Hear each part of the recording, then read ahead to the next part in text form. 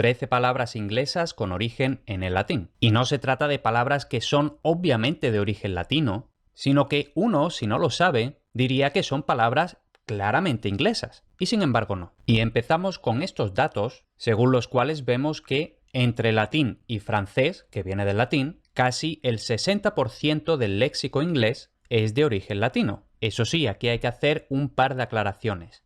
Muchas de las palabras inglesas de origen latino son cultismos, básicamente un préstamo del latín, que puede estar más o menos adaptado al inglés, pero son préstamos, son latinismos. Por ejemplo, sedulous, diligente o absorption. En este vídeo obviamente vamos a ignorar ese tipo de palabras, vamos a centrarnos en palabras que vienen del latín, ya sea que entraron en una etapa muy antigua y esas palabras latinas aparecen ya en inglés antiguo, o que esas palabras hayan llegado desde el latín hasta el inglés por medio del francés, especialmente durante la Edad Media. Y esto requiere una aclaración histórica. ¿Por qué durante la Edad Media aparecieron en inglés tantas palabras francesas? Un poquitito de historia. Guillermo el Conquistador fue el primer rey anglo-normando a partir de la batalla de Hastings, en 1066. Este Guillermo era descendiente del vikingo Rolón, el Rolo de la serie Vikings, y duque de Normandía, en la actual Francia. Tengamos en cuenta que Normandía recibe su nombre de, precisamente, tierra de hombres del norte. Norte, man, hombre. Porque, tal y como se ve en la serie, un grupo de vikingos con Rolón a la cabeza se instaló allí y, por así decirlo, se medio afrancesó. Entonces eran de origen vikingo, pero se fueron adaptando a la cultura y, por supuesto, a la lengua francesa. Total, que a partir de 1066 comienza el conocido como inglés medio, que grosso modo es la continuación del inglés antiguo, pero con una enorme cantidad de palabras de origen francés. Este no es el vídeo para hablar de eso, pero realmente hay una gran división entre el inglés antiguo y el inglés medio precisamente por esto, por la enorme cantidad de influencia de la lengua francesa. No solo en las palabras, pero aquí nos centramos en eso. La primera palabra es catch, coger, capturar, que viene del anglo-normando. Viene del verbo latino vulgar captiare, una variación de captare, intentar coger, del verbo capere, coger, capturar. Por cierto que este captiare es también el origen del español cazar y en inglés el doblete, a través también del francés, chase, perseguir o cazar. Y nos quedamos con este doblete, catch con el sonido K y chase con el sonido ch. La siguiente palabra es chain, del francés antiguo, en el que debía de sonar algo así como chaine, de chain, y esta palabra procede del latín catena, que lógicamente da cadena en español. Y efectivamente, el hecho de que en inglés todavía se pronuncie chain, con ch en lugar de she, como en francés actual, nos está diciendo que en el momento de incorporarse esta palabra, la grafía ch se pronunciaba aún ch y no she, como en francés actual. Y antes de proseguir, una pequeña aclaración sobre el francés antiguo. Con este término englobamos todo el francés de la parte septentrional, las conocidas como langues d'oil, pero dejamos fuera la parte meridional, las langues d'oc, de donde sale el occitano y tal. Y por francés antiguo entendemos el de los siglos más o menos 8 al 14. Y ahora, francés antiguo incluye el franco-normando, es decir, el francés de los normandos. Y una de las diferencias bastante relevantes para nosotros es que el franco-normando mantiene la secuencia latina K como K, mientras que, como hemos visto en chain, y vamos a ver en algunas otras palabras, en el francés antiguo no franco-normando, en la secuencia latina K, la C pasará a ch. Y aquí una aclaración, porque hemos hablado del franco-normando, pero nosotros realmente vamos a estar hablando de anglo-normando, es decir, los dos normandos. Lo primero, los dos son esencialmente francés. Entonces, ¿cuál es la diferencia entre uno y otro? Bueno, pues como su propio nombre indica, el franco-normando es el que se queda en Francia, que cada vez estará más influido y arrinconado por la variante parisina, que será la que llegará a hacerse estándar. mientras que el anglo-normando es el que va a Inglaterra y por tanto es concretamente lo que nos interesa a nosotros y por eso nosotros vamos a estar usando anglo-normando y pese a ser esencialmente francés, recibe influencias de las lenguas germánicas que había allí en Inglaterra. Recordemos que al fin y al cabo las clases dirigentes, los nobles, sí eran normandos, hablaban francés, pero la gente de Inglaterra, el pueblo llano, seguía hablando lenguas germánicas. Es decir, la mayoría de la población seguía hablando inglés antiguo, entre otras cosas. Y este anglo-normando empieza a decaer hacia el siglo XIV y, sobre todo, con Enrique V, que, como más o menos sabemos por culturilla y por las películas, es el que reclama esa identidad inglesa. Fuera lo francés, recuperemos lo inglés. Eso es más o menos el resumen. Entonces, ahora seguimos con lo nuestro. Chance, también del francés antiguo, que a su vez procede del latín vulgar cadentia, literalmente caída, del latín cadere. Su significado literal era tal cual, caer, pero ya en el propio latín podía tener un significado un poco más metafórico de caer en suerte, es decir, algo que ocurre de forma más o menos caprichosa.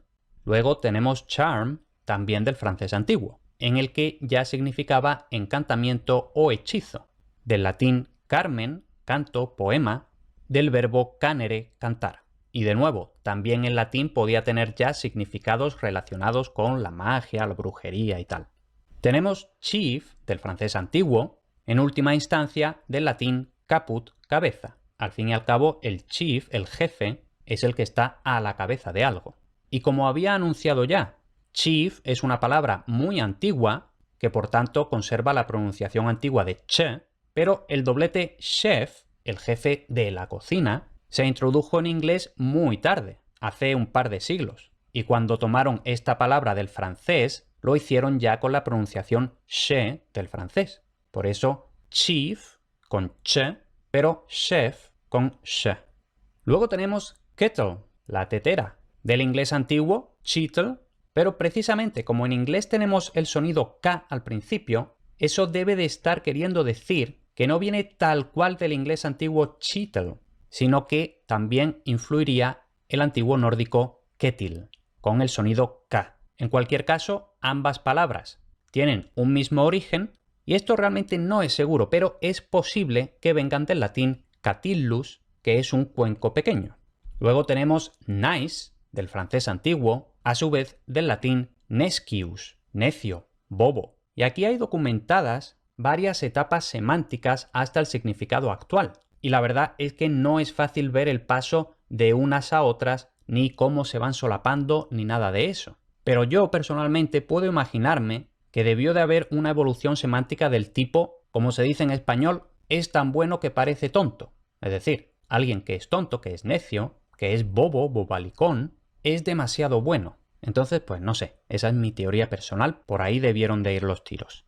Y la siguiente palabra es priest, del inglés antiguo, a su vez del latín presbyter, y por su parte, en latín, esto era un helenismo, del griego presbíteros, comparativo de presbis, anciano. Se entiende que porque la mayoría de los sacerdotes serían ancianos, o porque se asocia la sabiduría a los ancianos y se sobreentiende que los sacerdotes eran sabios. Y ahora una bastante curiosa, several, que es una de estas palabras que aprendemos en la escuela, pero que luego realmente no se usa demasiado. En cualquier caso, significa varios, concretamente más de uno o de dos, pero no demasiados. Unos cuantos, pero no muchos, ni tampoco uno. Esto procede del anglo-normando, a su vez del latín medieval separalis, literalmente por separado. Y ese significado de varios debió de salir algo así como unos cuantos, por separado, pues unos cuantos. Y por cierto, una etimología popular relaciona several con el número 7. Al fin y al cabo hemos dicho que several es unos cuantos, pero no muchos. Por ejemplo, 7, pero no. Eso es etimología popular, no tiene nada que ver con 7. Y luego, para explicar esa V, a partir del latín separalis con P, podemos pensar en la influencia del verbo sever, cortar, literalmente separar, se entiende, cortando. Y este sever, todavía del inglés actual, procede del francés antiguo sevrer, y eso explicaría la lenición, el debilitamiento de la P del latín en un primer paso a B, como en español capra, cabra, y luego muchas veces en francés esta B continúa debilitándose hasta V labiodental, francés actual chèvre.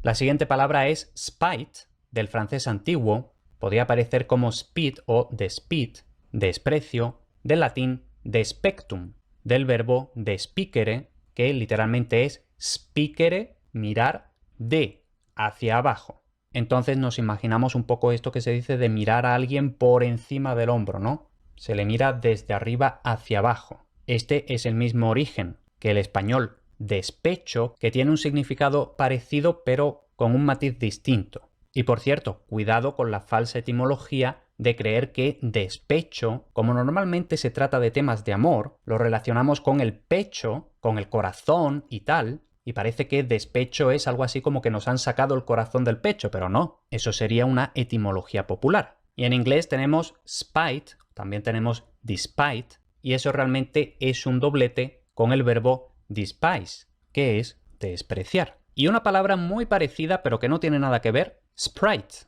del francés antiguo esprit, que por cierto vemos que en francés antiguo todavía con la E inicial, igual que en español espíritu. Lo de la E protética en francés es un tema interesante, pero eso ya será para otro vídeo.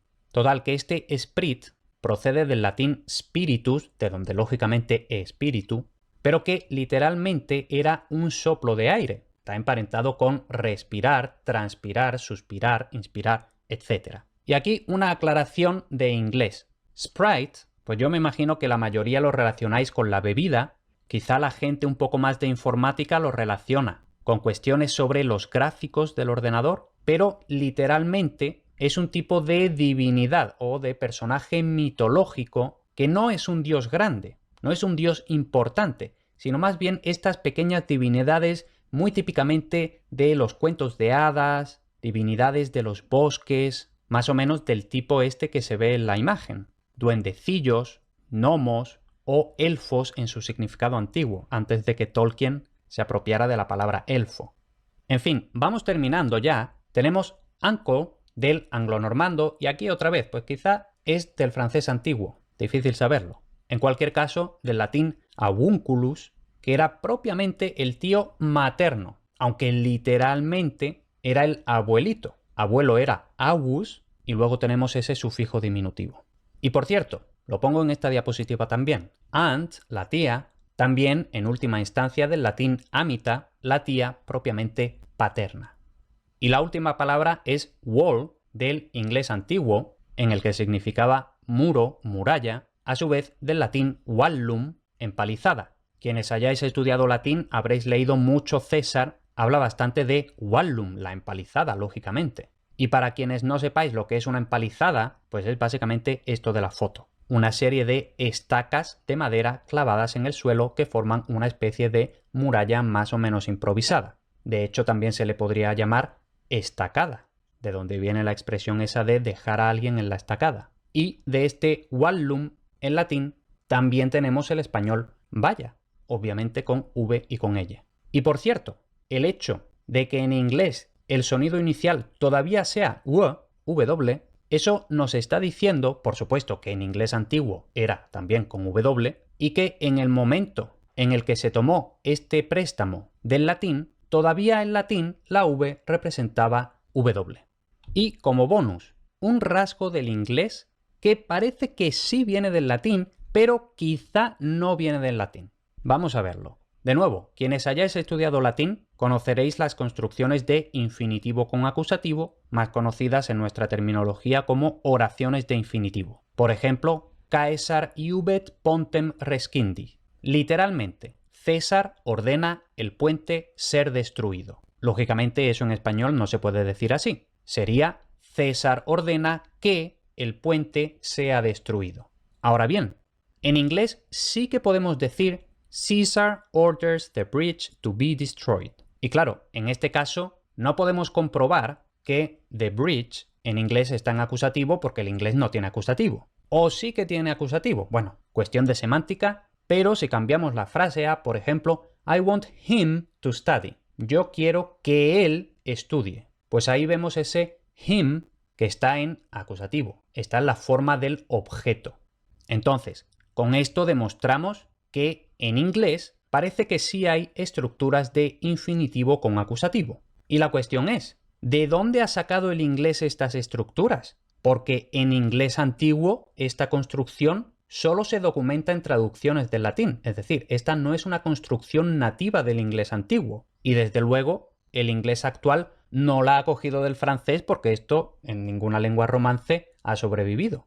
Entonces, la teoría tradicional dice que la estructura de infinitivo con acusativo en inglés es una copia del latín, que se habría introducido a partir de calcos sintácticos en las traducciones del latín al inglés antiguo. Eso dice la teoría tradicional, pero una teoría más moderna dice que no, que esta estructura probablemente se introdujo en el inglés durante la Danelaw, cuando los ingleses estaban en contacto frecuente con los vikingos. Y parece que en nórdico antiguo sí que existía esta estructura de infinitivo con acusativo, de lo cual se puede deducir que el inglés tomó esta estructura no del latín, o no solo del latín, sino quizá principalmente del nórdico antiguo, del que también tomó muchos otros rasgos, pero en fin, eso ya si acaso lo dejaremos para otro vídeo.